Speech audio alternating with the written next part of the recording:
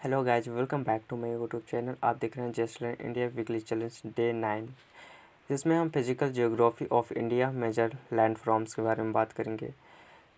यानी कि फर्स्ट ये है भारत की भौतिक संरचना का परिचय, जिसमें से भारत की भौतिक संरचना बहुत विविध है। यह पर्वत, नदियाँ, मैदान, मरुस्थल एवं तटीय क्षेत्र सभी पाए जाते हैं। भारत की भौतिक संरचना का विकास मुख्य रूप से पृथ्वी की प्लेटों के गति और भूकंपीय गतिविधियों के कारण हुआ है।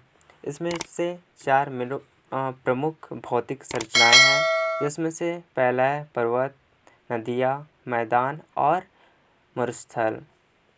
जिसमें सबसे पहले बात करें तटीय क्षेत्र की, जिसको हम कोस्टल एरियाज के बारे में बात करते हैं।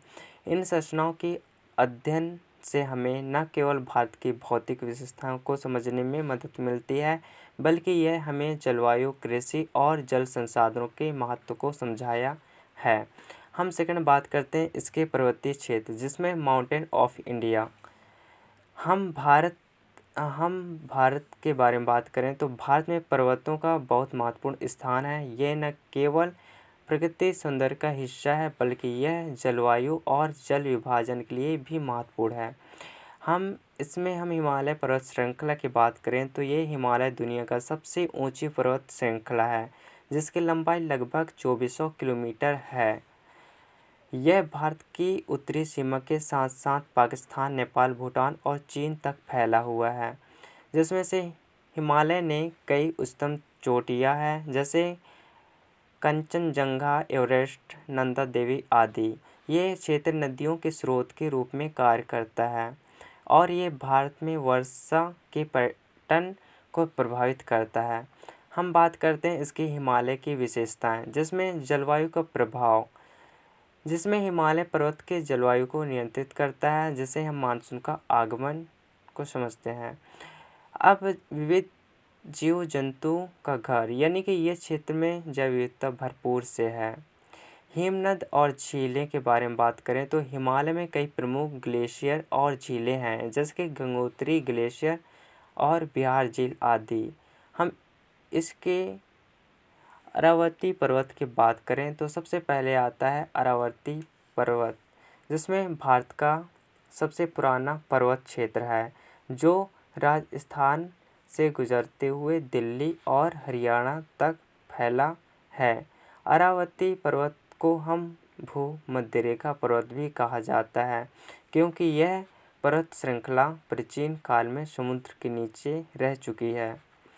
अरावती पर्वत के मुख्य विशेषताएं की बात करें तो यहाँ क्षेत्र सिंधु घाटी सभ्यता से जुड़ा हुआ है। अरावती क्षेत्र में विंध्य और सतपुड़ा पर्वत के साथ साथ कीमती खनिज जैसे सोना, चांदी और कोयला भी पाया जाता है।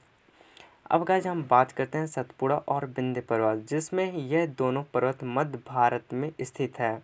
इनकी ऊंचाई ज़्यादा नहीं है, लेकिन इनका भौतिक और जलवायु पर प्रभाव बहुत महत्वपूर्ण है।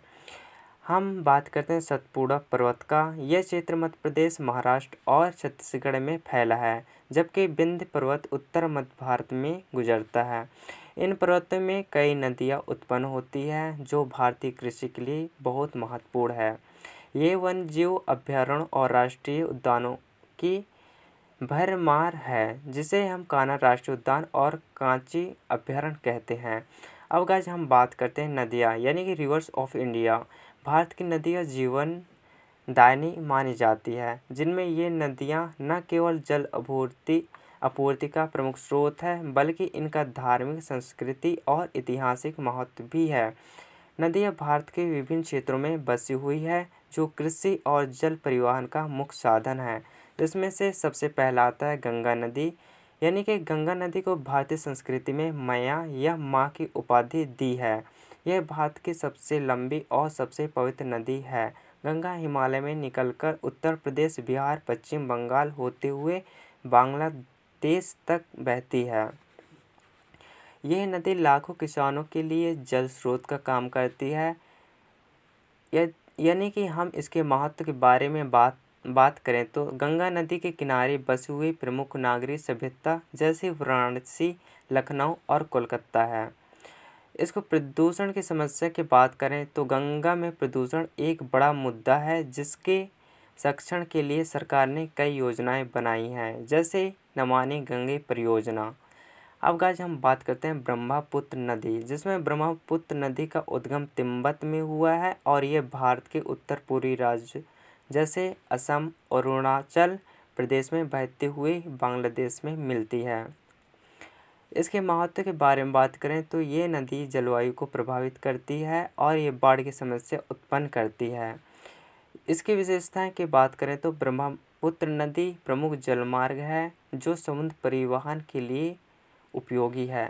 सिंधु नदी की बात करें तो सिंधु नदी की उत्पत्ति तिब्बत से हुई है और ये पाकिस्तान के पंजाब क्षेत्र से बहकर भारत में प्रवेश करती है। ये नदी सिंधु घाटी सभ्यता का आधार थी और अब भी भारत और पाकिस्तान दोनों देशों के लिए महत्वपूर्ण है। इसके महत्व के बारे में बात करें तो यह नदी सिंधु घाटी सभ्यता के लिए एक प्रसिद्ध है, जो दुनिया के प्राचीनतम सभ्यताओं में से एक थी। चौथा बात करें मैदानी क्षेत्र यानी कि प्लेन्स ऑफ इंडिया।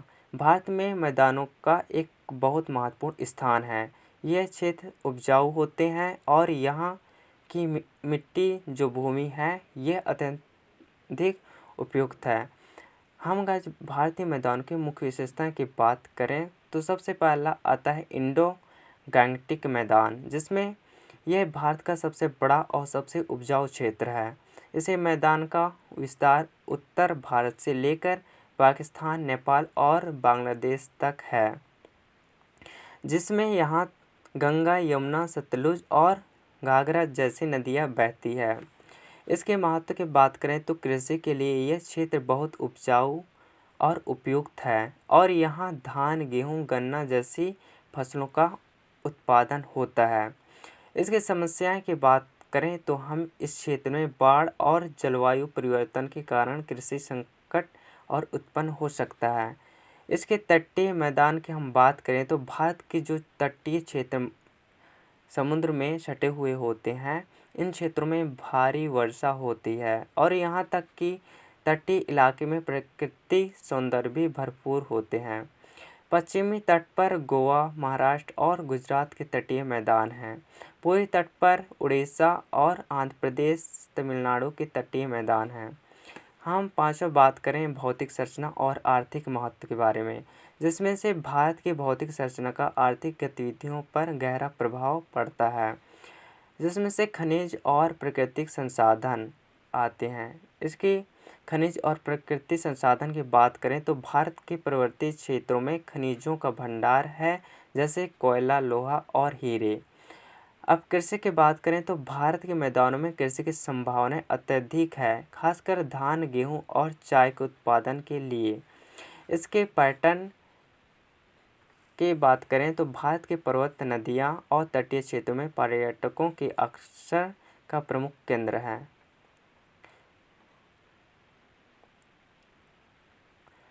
तो कुछ इस प्रकार से ये टॉपिक्स रहा।